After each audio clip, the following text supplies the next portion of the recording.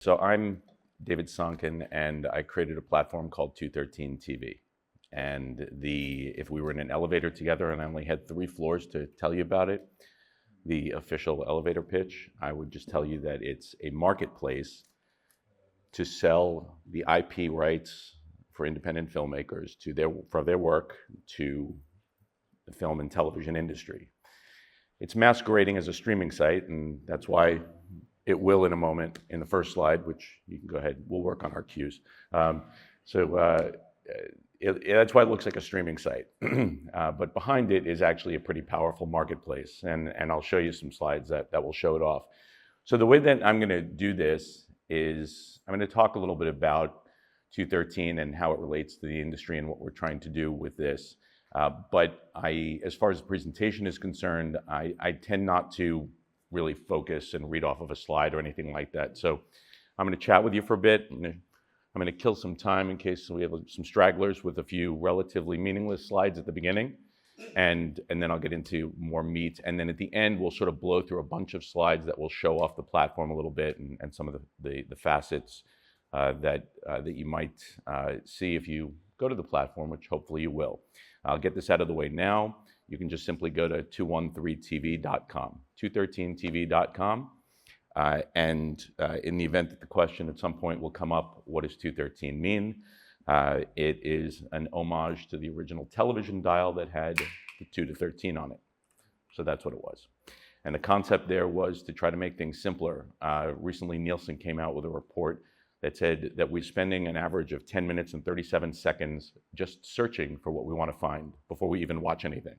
Scrolling up and down and left and right. And so I wanted to create something where you log on and you just are watching something. And so that's why all of those little boxes there, they're actually playing clips of what you can watch. Everything, all those little tiny little TV screens are just playing things. Because there was a time where we turned on television and things were just playing. And you would just watch stuff. And if you didn't like what you saw, you just changed the channel. And we were actually pretty good at it. And so I even put a dial there just to make you feel like it was a TV. So yeah, you're welcome. Okay, so for 213 TV to make sense and to put things in context, I'll give you a little bit of backstory from me. There was a point at which I thought I was going to be an actor. Next slide.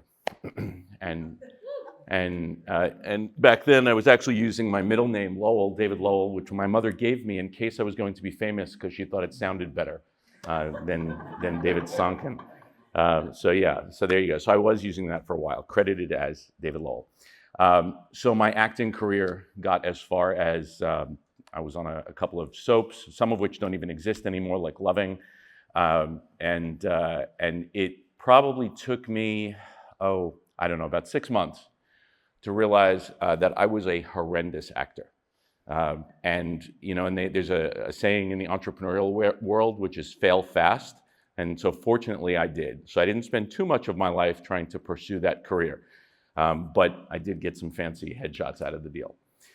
So I went on and sort of fast forward to realizing that I just needed to be involved in the entertainment industry. I just knew that it was something about storytelling. And to be clear for all of you who have anything to do with the entertainment industry, whether you are writers or directors, actors, cinematographers, whether you are a grip, no matter who you are in the business, what you do is it is insanely important. I mean, it used to be important to be a storyteller, but boy, now we need our storytellers. And so thank you for everybody who's out there and all the moments in time that you spend that nobody sees. The preparation, the work, the writing, the rewriting, the trying to figure out where to get some money to make something, to figure out whether or not something really can be shot on iPhone. All of that time you spend, thank you for that.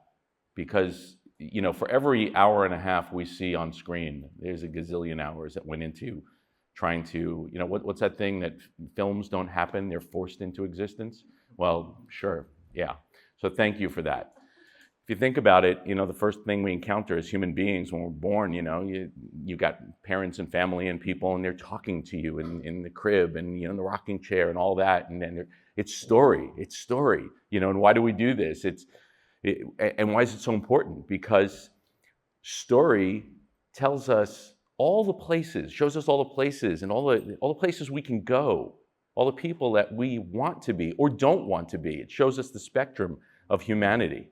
And so story is so important.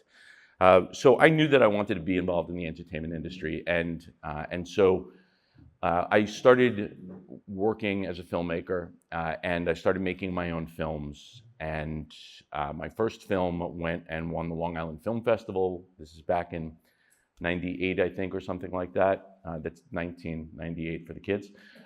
So we won that film festival, and that was the worst thing that ever happened to me, because the next day I sat around with my little Verizon flip phone, and I waited for the phone to ring, because I filled an audience with like 300 people, almost all strangers, and they laughed and they cried, and then I won a film festival, and I'm like, this is how it's supposed to be. And so I sat around the next day with my phone, wouldn't take any phone calls. My mother called. I said, I got to go. I got to leave the phone open. And needless to say, she was the only phone call that I got that day. And so I was like, this is insane. How is it possible that I just filled an audience with strangers and they laughed and they cried or whatever? This should be on every screen everywhere. How is that not happening?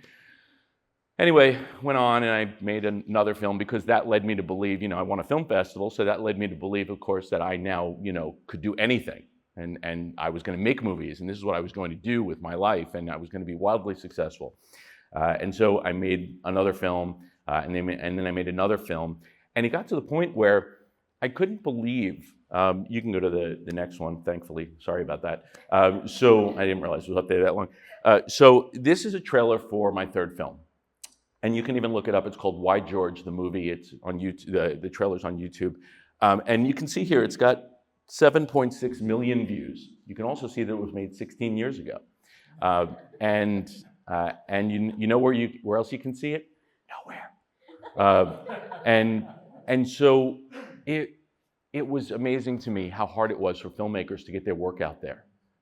And I just knew there had to be a kind of a better solution. And so there was a point, and I'll show you the exact point in a couple of slides, but there was a point where I thought, well, what if I could create a place where independent filmmakers, could show off their films? And that wasn't all that novel an idea. Plenty of places you can do that. But I thought, how can I create a whole system so that I could solve the economic problem that goes along with that, trying to raise money? And who else is involved in the ecosystem? And the ecosystem of the $500 billion, let's focus on streaming for a moment, since that's the thing. The $500 billion a year streaming industry. What are the pieces of that puzzle? Well, it's the viewers, it's the filmmakers, and it's the buyers. That's the whole ecosystem. And the buyers, distributors, what do you want to call them? But the buyers for Netflix and Hulu and studios and independent producers that are buying the rights to things, and the viewers. And that's the whole ecosystem. And so I thought, well, how could I solve this for the whole ecosystem? So it was back in 2009 that I had built a company called Mobile Caviar, and what we were doing is building mobile websites at a time when people didn't know why they needed mobile websites. Before I get there, we'll do some quick trivia. That's me directing. Anybody know who that is? I told you I was going to throw some meaningless slides in there to let the stragglers come in, so this is one of those meaningless slides. Anybody? That's Sarah Hyland from Modern Family, and who recently was in, I think, The Great Gatsby on Broadway. So that's Sarah. I'm waiting for the right moment to send her that picture. So yes, that's Sarah Hyland from Modern Family, and that's the second film that I made, which you can see I'm beaming with confidence after winning the film festival. I went on and made my second film. However, that film. So the great thing about sort of filmmakers working. And this is important for 213 and why I'm doing what I'm doing. So it wasn't quite just a random picture. So that confidence that you're seeing is because it's so important for filmmakers to keep working. It's so important to keep working on your craft. And this goes for everybody in the industry, but I'm talking in general about filmmakers right now and all the pieces of that puzzle. And so the confidence that you're seeing is working. It's just working and continuing to develop your craft. I remember on this film, a number of you here know, either because you met him here last year, I think, or just because he knows everybody. So Dan Lauria, father from the Wonder Years, Tip O'Neill in the Reagan movie, and a million things in between, like Lombardi on Broadway and blah, blah, blah. So Dan Lauria was in that film. And I remember one day I went and I used to get to the set before anybody else. I was last to leave, first to arrive, because I wasn't really a VGA director yet. And so I was able to, function with independent thinking, and there were no hours or anything like that. And I got there early. We were in a library, a college library with all the stacks. And I went in and I wanted a certain, blocking to happen. And I came in and I had all these notes. I put Post-it notes everywhere, and there were 1,000 of them. And so if I get up, is this going to foul you guys up back there? I came in and I set up all these notes, a gazillion of them. And I remember I walked everybody through the blocking, and here's how you do it. And because it was a scene where some supernatural thing had to happen, and the actors had to disappear from one place and reappear in another place and whatever. And here's where we were going to cut. And we're going to do this. And here's where the special effects were going to come in, and blah, blah, blah. And Dan came in, and I remember he looked at all the notes, and I remember him rubbing his face, and I told him everything. And for those of you that have, I'm sure you've all seen The Wonder Years, and you can remember Jack Arnold, the character he played, he used to have this line a lot. When somebody would say something, he'd say, uh-huh. And that was his line. And he came in, I told him all these things, and he said, uh-huh. And I remember him saying, after he said, can I make a suggestion? And Dan is really great about helping young filmmakers. And he said, let's do it your way, okay? And then let me show you another way to do it. And so we did it my way, and it took us about 5 or 6 hours to shoot that one scene. And then he took the 4 actors that were in it, and he said, give me a couple of minutes. And he told them all what to do and whatever it was. And I said, okay, we'll do it your way. And I said, which part of the coverage are we getting now? And he said, go put the camera over there and just point it at the whole set. I said, okay. And he said, say action whenever you're ready. Action. And so all the actors did their thing, whatever it was, and it was one big master. And what they did was, instead of worrying about all the cuts, they actually ran around the stacks, and they went to where they were supposed to be. And we got the whole thing in one, and that's what's in the movie, by the way. Not the 5 hours of my shooting, but it was the 45 seconds of his shooting. And he said to me, I just taught you a valuable lesson. He said, have you ever been to a show, like a Broadway show or something like that? He said, how do you think we get from one side of the stage to the other? We run. And someone meets you back there to change your clothing on the way as you're running. And so anyway, it's so important to continue your craft and learning.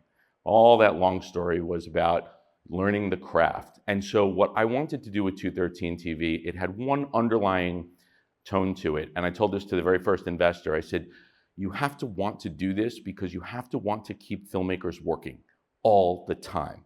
That's so important. Hollywood isn't broken. Now there's a million Instagram reels out there telling you that Hollywood is broken. It's not broken, okay? It's been screwed up since the beginning, okay?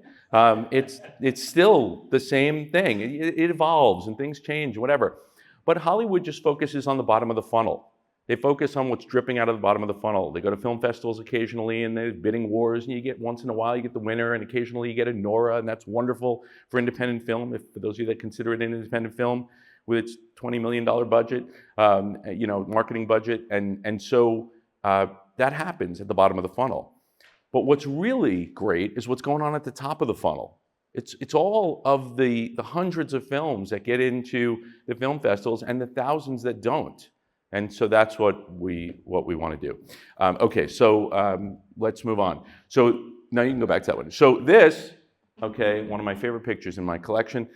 This is when I started figuring it out. I was running a company for mobile marketing. We were doing stuff. I was creating mobile websites. You can go to the next one. And I created the first mobile site for a Broadway show. for 9 to 5 on Broadway, and then I did it 4 other Broadway shows. And the reason that this is important, and that's some behind the scenes footage there of Megan Hilty with Dolly Parton and Allison Janney. And what was so important about this is that we were showing behind the scenes clips, and then we started putting together tiny little movies with the cast, and we were showing it on phones. And I used to go to all the shows that I was running. It was Jersey Boys and 9 to 5, and I used to go up and down the aisles. And what people were doing is they were watching little 30-second and 60-second clips on their phones. And you can go on. And we'll hold there. So, and then I realized that there's going to be a world where if I can amass enough short-form content, I can get people staring at something that might help independent filmmakers. And so standing online at a Starbucks in Scottsdale in 2009, I came up with the idea for 213 TV. And I didn't know what it was going to be at the time because I didn't start it until 16 years later. But 213 TV was created to fix this problem. So that 22-minute intro was to get to this point. And for those of you that know me, and Jimmy can attest to this, and for those of you that know me, if you ask me a question, I'm going to listen intently until I start speaking. Okay? And then your answer is going to be a little bit longer. It's like every time Mike and Jay have a Zoom call with me that I say is going to be short, 10-minute Zoom call. You know, I'm sure they allot an hour for it. So this is the reason I did it. Okay, so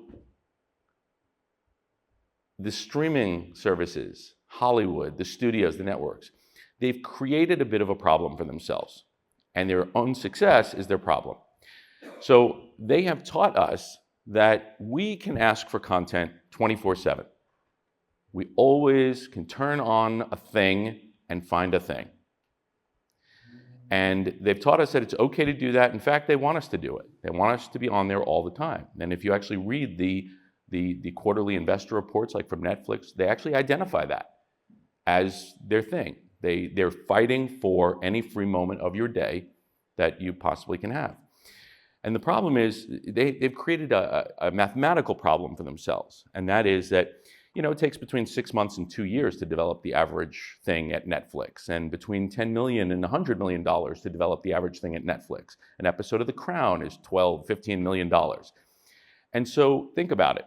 So they develop a show, costs them, you know, $100 million, and it takes a year and a half to develop, and then they finally give it to us. And what does it take us? An hour, a day, a week, and then we're done, and we want more. And so you can see how there's a little imbalance there.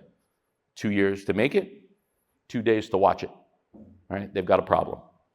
And so the content that they need is extraordinary. And so what do they do to fix that problem right now? Well, content only comes from 2 places. And by the way, I rarely ever say it except in this context. I don't call films and TV shows content. I'm just doing it for the sake of this, so I don't have to keep saying film and TV. You know what I'm talking about. So they've created, content only comes from 2 places. It either comes from the future, and we're about to make it, or it comes from the past. That's it. All the films and shows that we will ever see either come from the future or they come from the past. So what Netflix and Hulu and everybody else will do is they will reach and they'll ladle into the barrel of old content, which is all the stuff that's ever been made up until this very moment, and they will sort of ladle it onto their site to fill the gaps in what they can't possibly create, which is why Netflix will pay $500 million for the rights to Seinfeld, because they need stuff on the site. So they've got a math problem. They need more stuff. They need it faster, and they need it cheaper. And you don't have to believe me. You can go read their unbelievably boring public quarterly reports and statements, which I've taken the trouble of doing for you, in case you don't want to do it. So they have a problem. Now, the good news is, all right, while they're over there scratching their heads and trying to figure out how to make, more stuff for you quicker, the good news is that over here, you guys still with me? Over here, there is an unlimited supply of content. And that's you guys. That's the filmmakers. That's the ones that are at festivals here and all over the place. It's the ones that are not at the festivals because they can't afford to take the time off or the money to be there. But the ones that are making stuff every single day, the ones that you don't hear about. There is an unlimited supply of content out there in the independent film world. I'll barrel everybody together. So why don't those folks talk to these folks? I mean, they don't talk at all. They bump into each other occasionally at a film festival. Winners, bottom of the funnel, bidding wars, the exciting stuff that you hear about. You know, Apple buys Coda for $25 million. Why don't they talk? Well, they don't speak the same language. Their model is not their model. Why doesn't the NBA spend all their time in elementary school schoolyards? Because the next LeBron right now is in a schoolyard somewhere. So why don't they spend all their time there? It's not their model. They're more than happy to let the elementary school coach, the JV coach, the high school coach, the college coach, they'll let them do all the work to finally get LeBron to the point where it's draft day. And they're willing to pay the money for that contract. But that contract on that day, and this will be relevant soon, that contract on that day is still a rookie contract, because you only get Patrick Mahomes once at $500,000, because next year he's going to cost a little bit more. And I'll explain why that's relevant soon. So a wealth of content, they need content. So I thought, well, what if instead of just building a bridge and hope that they cross it to talk to each other once in a while, what if I actually built a city in between where they can come and they can work and they can do their stuff, and they can come and they can buy stuff when they want. And in the meantime, what's really great about the whole city is that there are viewers who want to watch stuff all the time. There was a report that came out recently that said there's probably an active daily market, and this came from a credible source. There's an active daily market of at least 40 million viewers currently in the United States that would watch independent film and television content on a daily basis if it were provided to them. And now you're saying, well, but you can get this stuff everywhere. You can go on YouTube, and you can go to, you can go to Alta, and you can go to all these different independent sites that that stream content. And now you've got major platforms that are trying to promote it and everything. And so why isn't it out there? And that's because it is so broken up because of everybody's agendas. If somebody's agenda was actually to really help the filmmakers, then you would see more of it. When I started 213 TV, people used to say to me, yeah, but aren't there other sites, and I said, okay, let's go stop some random people and let's ask them about all the independent places that they watch stuff.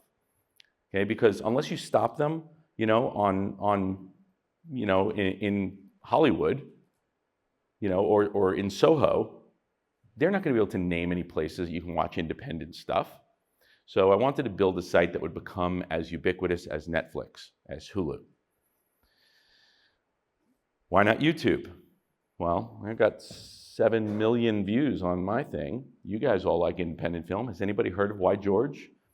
Because there's 500 hours of new content uploaded every minute of the day, around the clock, year round. 500 hours of new content is uploaded to YouTube every minute of the day. Right? So what's the challenge for a filmmaker to try to find an audience on YouTube? Some YouTube statistics are pretty cool, but they don't really tell you some of the other ones. Like the average video on YouTube has got 65 views, right? So independent filmmakers really don't have, needle in a haystack would be great odds, trying to develop an audience on YouTube. So I thought, well, let me build a thing. So anyway, 213 TV is essentially an IP rights marketplace. It's a way for independent filmmakers to be able to sell their stuff to buyers. It's a way for buyers to buy things easily from them. And while that's going on, it's a way for viewers to watch stuff. And so in order to make this work and make it different, my approach was I wanted to create a win-win-win scenario. I wanted to create a situation where I looked at the value proposition for the viewers, the value proposition for the buyers, and the value proposition for the filmmakers. And what could I do to ensure that I could sit at a table with all of them together and look them each in the eye and say, I am doing right by you. So the value proposition for the viewer, while viewers are very vocal, they got 3 issues. They don't want to pay another monthly subscription. I don't know about you, but I've got like 7 or 8, or I don't even know anymore, and now they're packaging them to try to trick me. So they don't want to pay another monthly subscription. They do not want to watch any more advertising, okay? And they want original content. If you go online and you look this up yourself, those are the 3 pain points for viewers. Okay, so we solved that. 213 TV, there's no monthly subscription, you don't have to watch ads, and you're only going to see original content. Filmmakers, what do the filmmakers want? They want to keep working. They want to keep making stuff. They'd like to spend a little more time making stuff and a little less time trying to figure out how to sell their stuff and how to raise money for stuff and how to be a good marketer on YouTube, how to figure out the monetization algorithms to get their stuff out there. They want to make stuff. Okay, well, let's give them that. And they actually want human beings to see their stuff and to care. They don't want it to be determined in advance by algorithms and what's trending. Okay, let's do that for them also. And they occasionally stumble into this whole, I don't have money to make things thing. Okay, let's fix that for them. And they're constantly being dragged over hot coals with all the stuff they have to spend money on to be able to submit to things and to get things rolling and to develop projects and all the tools that they need. Okay, let's help them with that. So value propositions for the filmmakers, let's fix that. So now we got the viewers and the filmmakers. Now for the buyers, okay, and this was the fun part. So the buyers, they don't realize it yet, but you're seeing it here and somebody's recording this, so you'll be able to look back on this 2 years from now and see if I was right. The buyers just need a faster, easier, cheaper way to get more quality content. So let's give them that. And let's give them a consistent pipeline of content. And so you remember my analogy before about the NBA and then the Patrick Mahomes one. So I equate what we're doing to, we are the NCAA of the professional leagues. We are building that pipeline. We are letting them play the games. We are putting them in front of an audience. We're giving the audience to buy their jersey with their name on it in preparation for them one day hitting draft day. And I tell the filmmakers all the time, and some of them in this room have heard me say this, my goal for you as a filmmaker, don't laugh. I mean, you can for camera, but don't laugh. My goal for you as a filmmaker is I want them to come to you to direct Barbie 7. I really do. And I want them to pay you a ridiculous amount of money. Okay? For anybody who's complaining, anybody who complains about Hollywood and how crazy it is and the money and whatever it is, don't say that. We want Hollywood to be as wildly successful with their ridiculous math and money and whatever. We want that because that has a huge trickle-down effect. And that gives us the ability to cultivate everything that they can then spend money on. So I want the filmmakers to get paid a lot of money to make the J.J. Abrams-esque version of Barbie one day. So I appreciate that. Yeah, you see, there you go. Somebody should mic her for the laughing.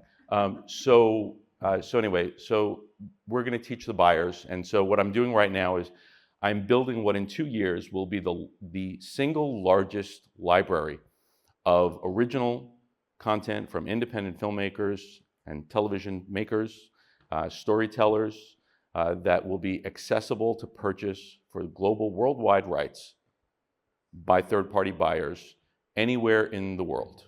And that's what 213 is doing, and that's what I'm building, value proposition for everybody all the way around. I'm going to, so that I can leave a little bit of time in case there's any Q&A or you guys want to throw me off the stage, I'm going to blow through some slides now. And I'm going to just show you a few things that you now heard pieces of. And before we start on these, and you can flip to the first slide. Thank you.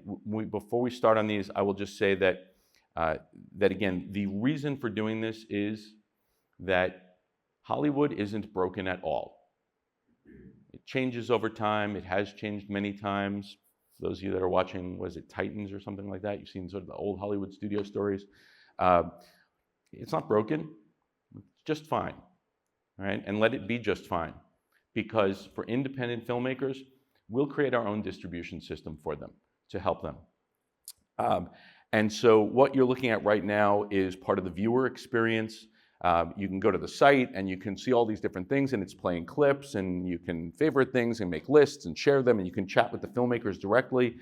And that's one of the things that's really cool about it. There's your dial, and it's got all sorts of fun things. And if you were to flip to, for example, filter on and off, you'll see what you're watching, you'll see what you've loved, you see what you shared, and all that stuff. So we give the viewer some fun, cool tools. You can go to next, thanks.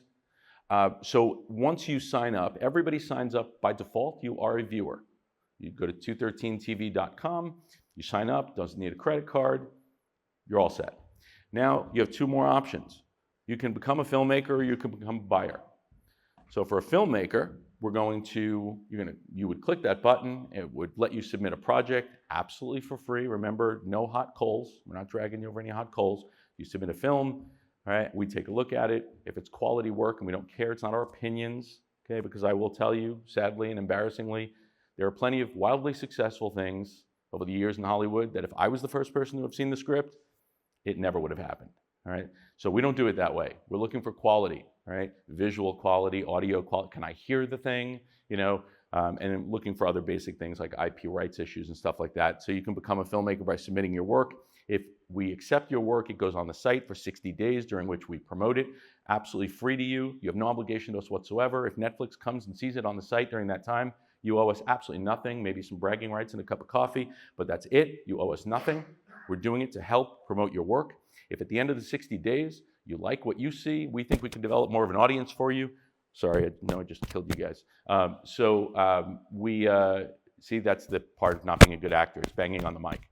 We'll give you an 18-month exclusive option, at which point we will pay the filmmakers real cash, $80 per runtime minute. So if you have a 10-minute short, we pay you $800 on day one. You never owe us that money back. If you have a 100-minute film, we give you $8,000 on day one. Never pay us that money back. And we do that so that you know we're serious about your work, and so that you can call home to mom and dad and say, you remember that movie I made? Somebody just gave me money for it. And call the neighbors because they can watch it on a real streaming site. So we do that, and then we put it in our marketplace. You come up with a price. If you want to sell it for $1 million, great. You keep 90% of that if we sell it. We keep 10% of it to keep the lights on. If you want to become a buyer, you need to be a vetted buyer. So that system is meant for real buyers who are buying things, and there's a vetting process for that. You can go to the next slide, please. This is how viewers buy packages of minutes. I told you they don't have to pay a monthly subscription. They don't. They buy a package of minutes, 60 minutes for $2.13. I don't know if that's coincidental or not, but it's 4 cents a minute. So there's no barrier to entry. So you want to watch somebody's 9-minute short, it's going to cost you 36 cents, right? Not a big deal. And by the way, of that 36 cents, the largest portion of that 36 cents goes to the filmmaker. They get 35% of that gross margin, no weird funky math. Let's keep going.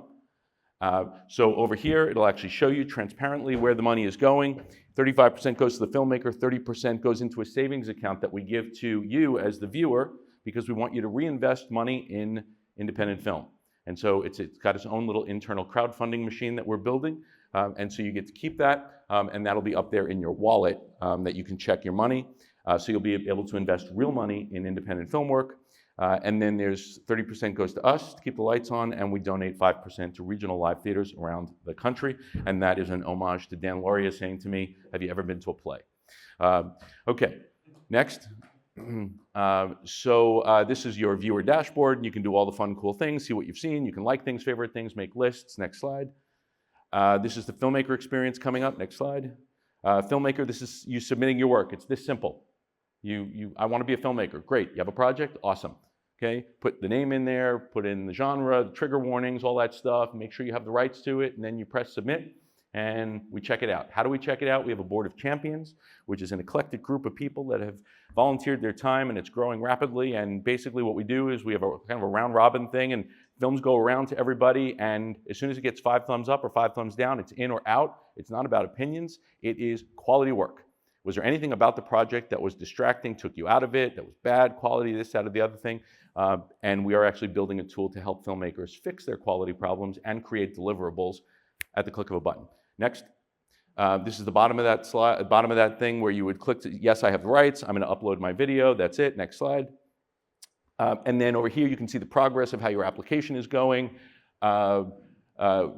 Like for example, well, it doesn't matter, but actually this is interesting. So Quick Bites is a project that was created by Joe Mantegna and his producing partner Dan Ram, Emmy Award winning, Golden Globe, Oscar nominated, blah, blah, blah. And they had a project sitting on YouTube for years doing absolutely nothing. So I talked to them one day at a reading out in LA and I said, what are you doing with this? And they were like, nothing, it's on YouTube. Like, okay, can we do something with this? Great. So it's now on 213 and it is wildly successful. It's got like 150,000 views in the last month or something like that.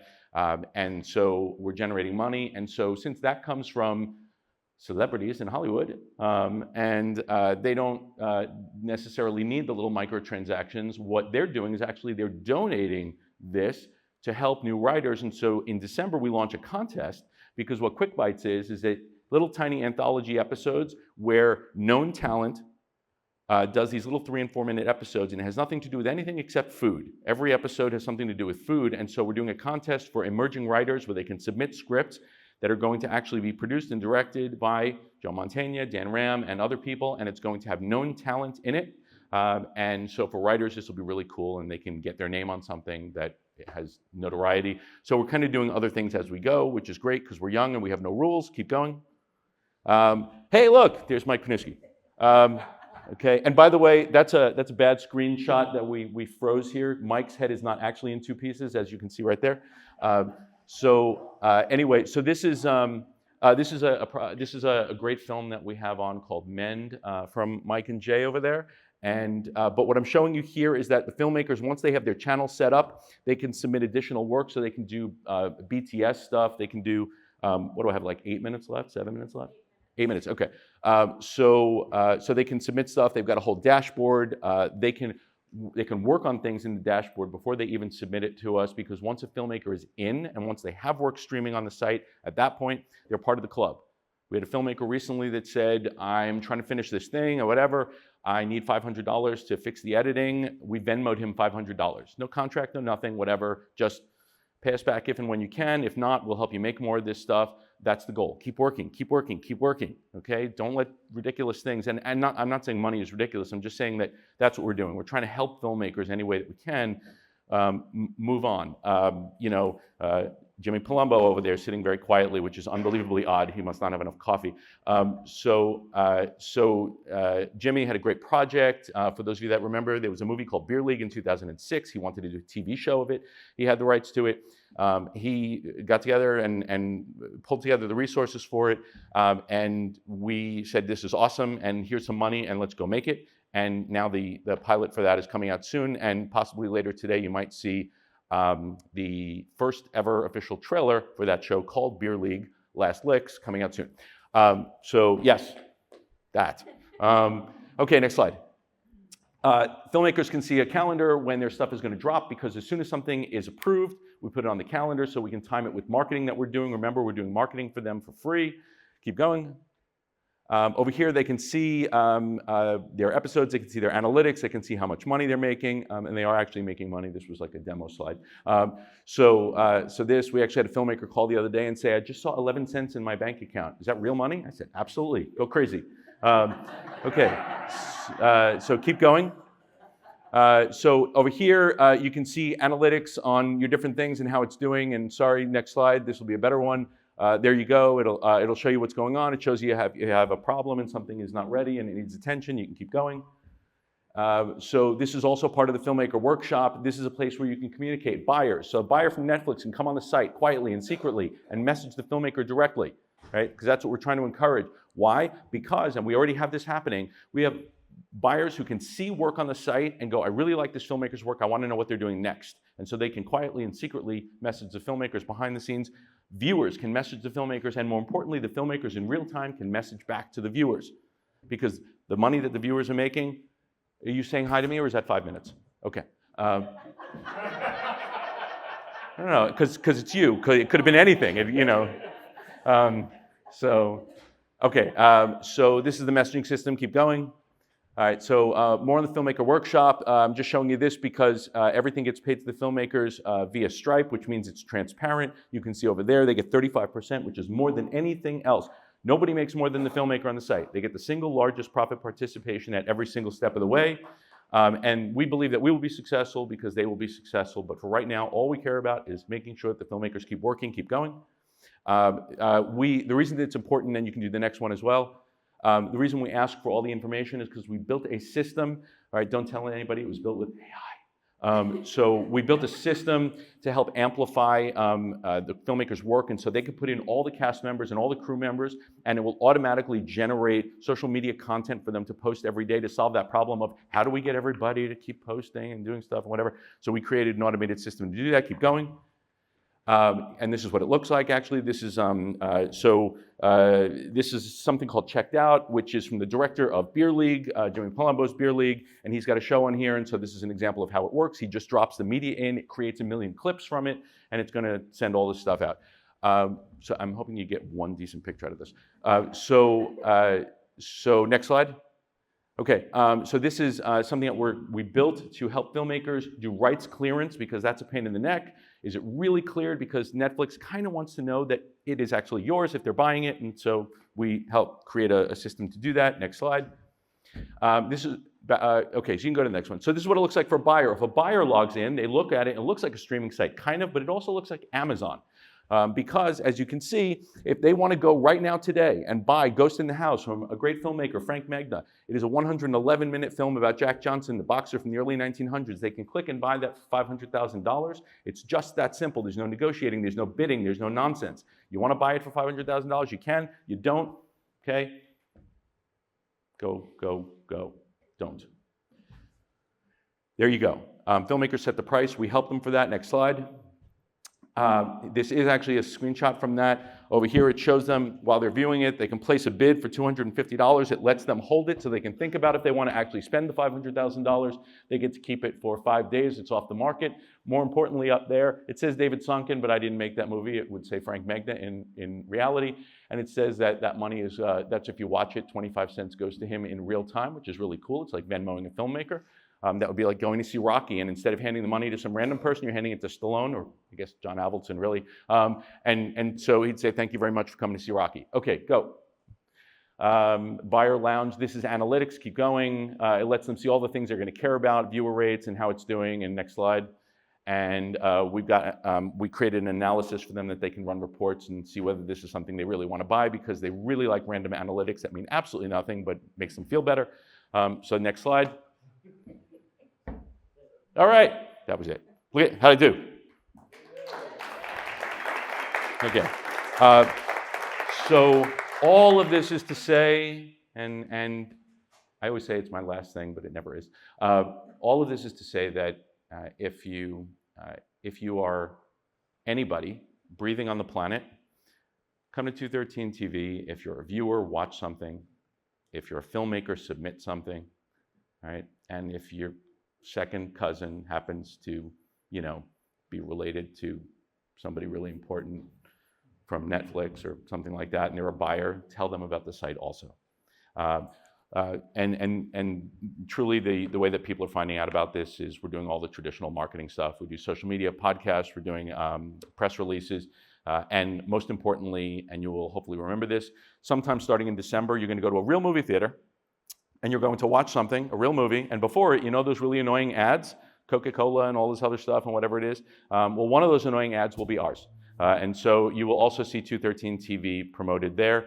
I hope that this was not too torturous for everybody. Thank you for waking up early and coming here, and 213 TV, right? Please keep telling story. And if you know a filmmaker who is not feeling great today, because it's another day they got to get up with no money and nobody telling them that they're great and all this stuff, please do whatever you can do to help them, all right? We need our storytellers. Thank you.